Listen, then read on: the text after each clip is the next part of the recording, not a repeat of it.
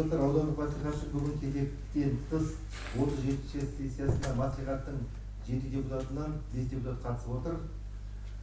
Қатыспаған депутаттар саны 2, себепті жағдайлар бар. Сессияны ашу дауысқа салам. Кім қолдайды? Қарсы қалыс жоқ. Шешім сессия ашылсын деп ашық жариялаймын. Қазақстан Республикасындағы жергілікті мемлекеттік басқару және өзін басқару туралы заңының 10-шы бабы 2-ші тармағына 19-шы тармағына сәйкес аудандық мәслихаттың кезектен тыс 37-ші сессиясы өз жұмысын бастайды. Қазақстан Республикасындағы жергілікті мемлекеттік басқару және өзін басқару туралы заңының 11-ші бабы негізінде кезектен тыс сессияға аудан әкімі,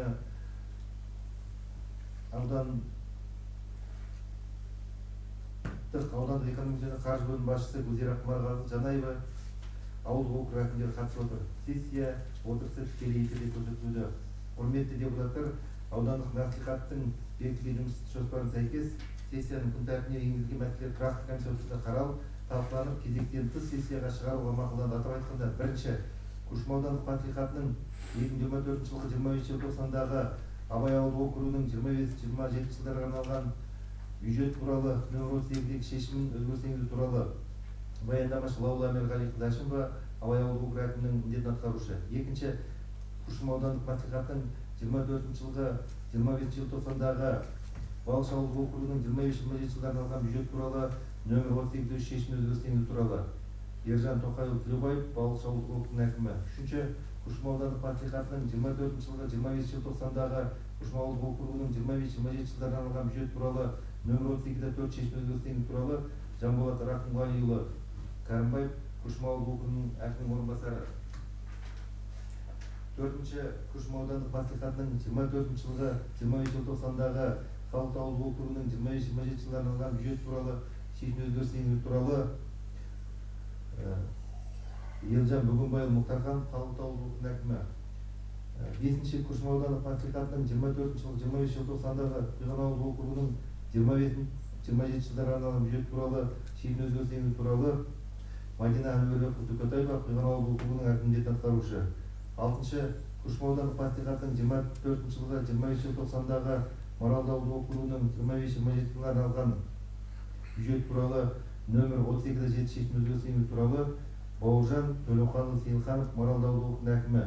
Жетінші, Күршім аудандық мәслихатының 24 жылғы 25 желтоқсандағы Сарыөзен ауылдық округінің 25-27 жылдарға арналған бюджет туралы нөмір 38-8 шешім өзгеріс енгізу туралы Серік Алтынбек Асқар, Сарыөзен ауылдық округінің әкімі. Күн тәртібін бекіту дауысқа саламыз. Кім қолдайды? Қарсы қалыс қалуы жоқ. Күн тәртібі бекітілді. Енді құрметті депутаттар, сессияны жүргізу регламент бекітуіміз кезек. Мәселелер бойынша баяндамашыға 5-7 минут, анықтама хабарламалар 3 минут. Дауысқа саламыз. Кім қолдайды? Қарсы қалыс қалуы жоқ. Регламент бекітілді.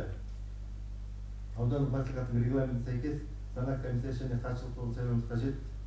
Санақ комиссиясы құрамына депутаттар Ләззат Құмарова, Достық Дәулетжаров Қатан, хатшылық тобын Арғынбек Ахманов Қабдуллин, Қанат Мұханов Қисатаев ұсынамын. Дауысқа саламын. Кім қолдайды? Қарсы қалыс қалуы жоқ. Санақ комиссиясы және хатшылық тобының құрамдары бекітілді. Күн тәртібіндегі бірінші мәселе бойынша Күршім аудандық мәслихатының 24 жылғы 25 желтоқсандағы Абай ауылдық округінің 25-27 жылдарға арналған бюджет туралы нөмір 32-2 шешіміне өзгерістер енгізу туралы сөз Абай ауылдық округ әкімінің міндетін атқарушы Лаула Амирғалиқызы Әшімоваға беріледі.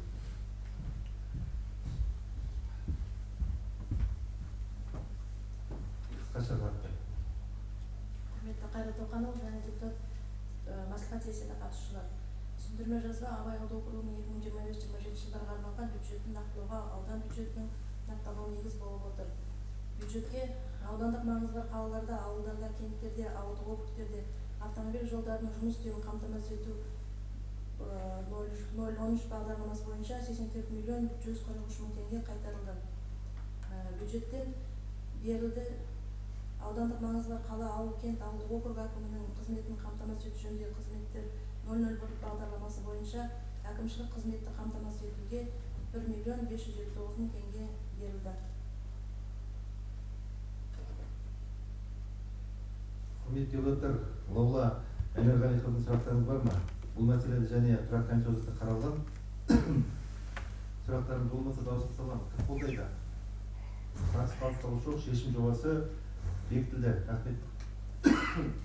Күн тәртібіндегі келесі мәселе Күршім аудандық мәслихатының 24 жыл 25 желтоқсандағы Балықшы ауылдық округінің 25-27 жылдарына алған бюджет туралы сөз Балықшы ауылдық округінің әкімі Ержан Тоқайұлы Тілеубаевқа беріледі.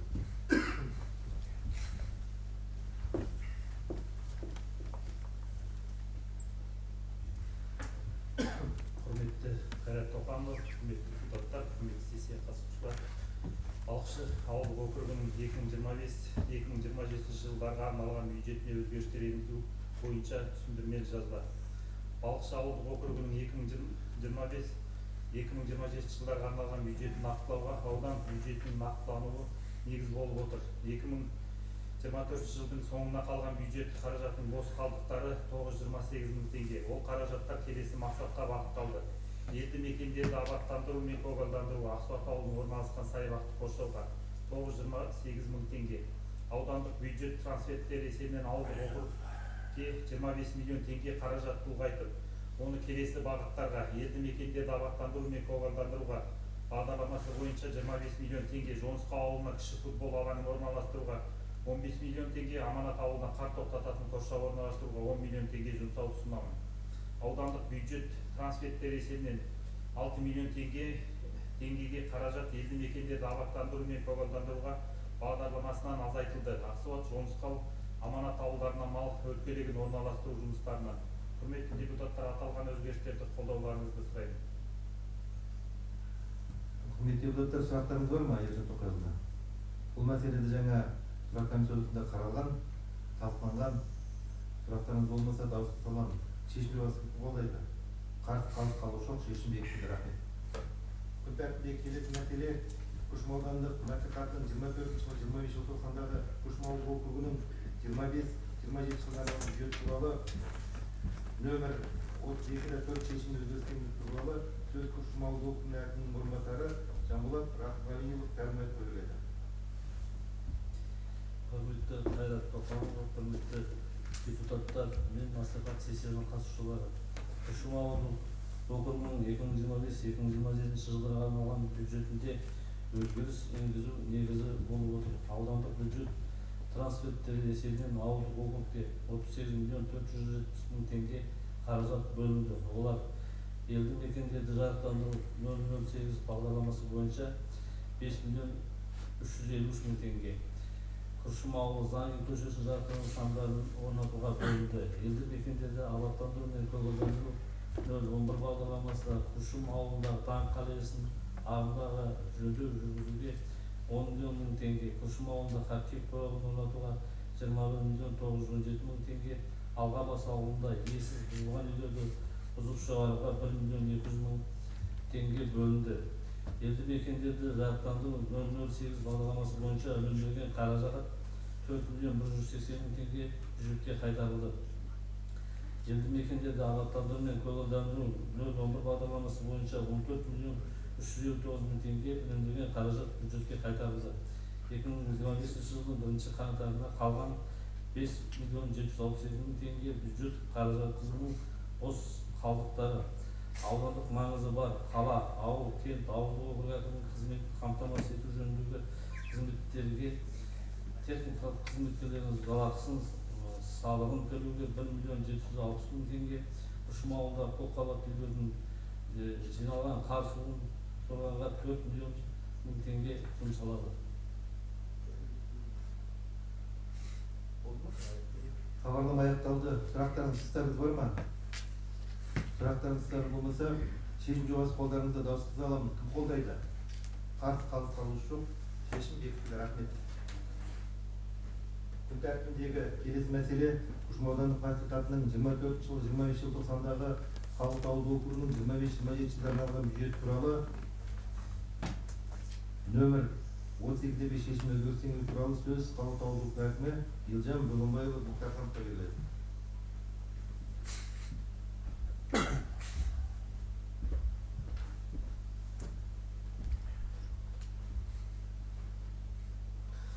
Құрметті Қайрат Тоқайұлы, құрметті депутаттар, мәслихат сессиясына қатысушылар. 2025-27 жылдарға арналған Күршім ауданы ауылдық округінің бюджетіне түсіндірме жылға арналған Күршім ауданы Қауырт ауылдық округінің бюджеті 74 миллион 260 мың теңгені құрады. Оның ішінде субвенция 42 миллион 555 мың теңге, меншік кірістер 5 миллион теңге. Олар 24 жылдың қорытындысы бойынша қолма-қол ақшаны бақылау шотында қалған бос қалдықтар 220 мың теңгені құрады. Осы қаражатты Қауырт ауылдық округ әкім аппараты мемлекеттік мекемесінің кеңселік заттар алуға жұмсауды ұсынамын. Ақпарат аяқталды. Елден бөгінбей сұрақтарыңыз бар ма, құрметті депутаттар? Бұл мәселелерді жаңа тұрақты комитет отырысында қаралған, талқыланған. Сұрақтарыңыз болмаса дауысқа саламын. Шешім жобасын кім қолдайды? Қарсы қалыс қалушы жоқ, шешім жобасы бекітілді. Рахмет. Күн тәртібіндегі келесі мәселе Күршім аудандық мәслихатының 24 жыл 25 желтоқсандағы Құйған ауылдық округінің 25-27 жылдардағы бюджет туралы нөмір 38 шешім өзгеріс енгізу туралы сөз Құйған ауылдық округ әкімінің міндетін атқарушы Мәди Әнуарбекқызы Түркітайға беріледі.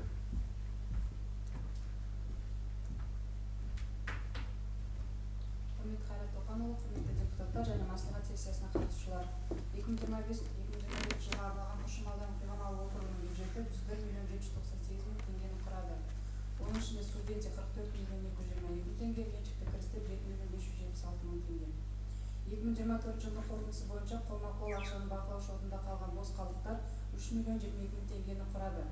Осы қаражатты Құйған ауылдық округіндегі елді мекендердегі көше жарықтарының ағымдағы жөндеу жұмыстарына 2 миллион 522 миллион мың теңге, елді мекендерді абаттандыру және көгалдандыру бағдарламасына 500 мың, оның ішінде 300 мың теңгені байнер жасау жұмыстарына, 200 мың теңгені флагшток жасау жұмыстарына жұмсауды ұсынамын. Құрметті депутаттар, хабарлама аяқталды. Мәди Әнуарбекқызына сұрақтарыңыз бар ма? Бұл мәселеде жаңа тұрақты комитет отырысында қаралған, талқыланған. Сұрақтарыңыз болмаса, шешім жобасы қолдарыңызды дауысқа саламын. Кім қолдайды? Қарсы қалыс қалушы жоқ, шешім бекітілді. Рахмет. Күн тәртібіндегі келесі мәселе Күршім аудандық мәслихатының 2024 жылғы 25 желтоқсандағы Марал ауылдық округінің 25-27 жылдардағы бюджет туралы нөмір 38 шешім өзгеріс енгізу туралы сөз Марал ауылдық округінің әкімі Бауыржан Төлеуқазы Сейілхановқа беріледі.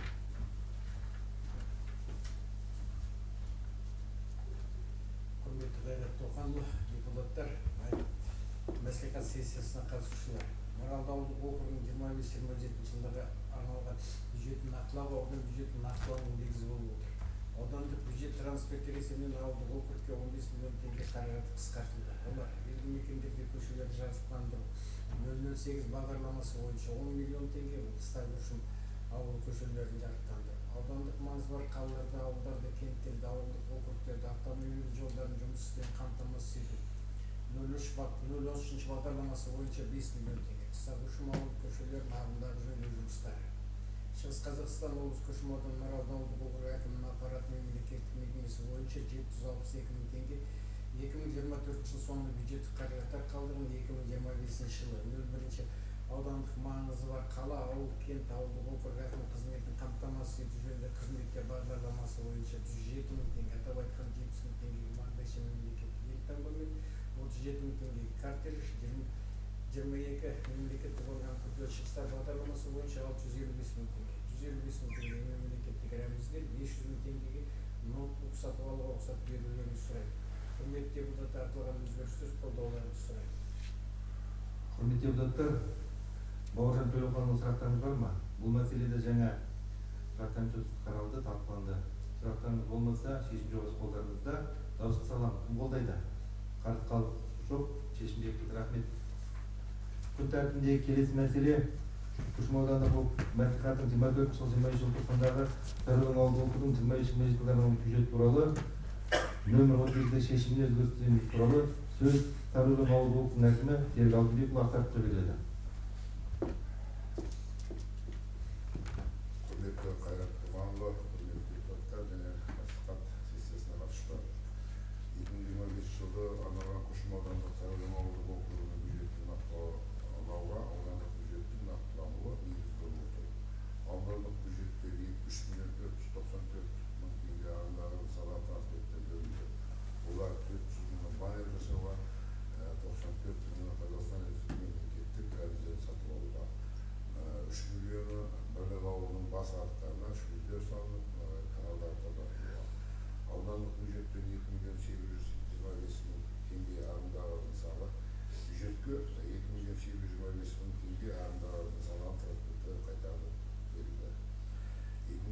жылдың 1 қаңтарына бюджет қаражатының бос қалдықтары 943 мың теңге сомасында қалды. Бұл қаражаттар келесі мақсаттарға бағытталады.